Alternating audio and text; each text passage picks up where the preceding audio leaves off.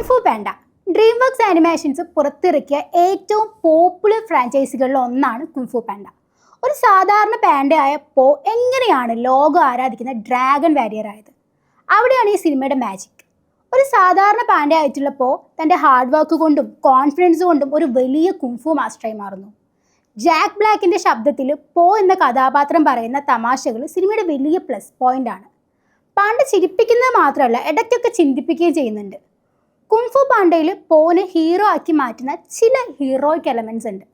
തൻ്റെ പരിമിതികളെ പോരാട്ടത്തിലൂടെ മറികടക്കുന്ന ഹീറോസിനോട് ആണ് പ്രേക്ഷകർക്ക് കൂടുതൽ കണക്ട് ചെയ്യാൻ പറ്റുക. തൻ്റെ ശരീരം കൊണ്ട് കുങ്ഫു ആവാൻ പോ ഒട്ടും ആപ്റ്റ് അല്ല, പക്ഷെ ഹാർഡ് വർക്ക് ചെയ്ത് ഡ്രാഗൺ വാരിയർ ആവുന്നു. നമ്മളിൽ വിശ്വസിക്കുകയാണെങ്കിൽ ഏത് കാര്യവും ചെയ്യാൻ പറ്റും എന്നുള്ളൊരു simple and powerful message kung fu Panda പറഞ്ഞു തരുന്നുണ്ട്. 2024 പുറത്തിറങ്ങിയ 4th പാർട്ടിൽ പോ തൻ്റെ ഡ്രാഗൺ വാരിയർ പൊസിഷൻ ഒഴിഞ്ഞു കൊടുക്കാൻ തയ്യാറെടുക്കുന്നതാണ് കാണിക്കുക. എന്നാലും പണ്ടത്തെ പോനെ നമ്മൾ മിസ് ചെയ്യും. തൻ്റെ കുറവുകളെ കുറ്റപ്പെടുത്താത്ത, അതിന് തൻ്റെ കരുത്താക്കി മാറ്റിയ ഒരു സൂപ്പർ ഹീറോ.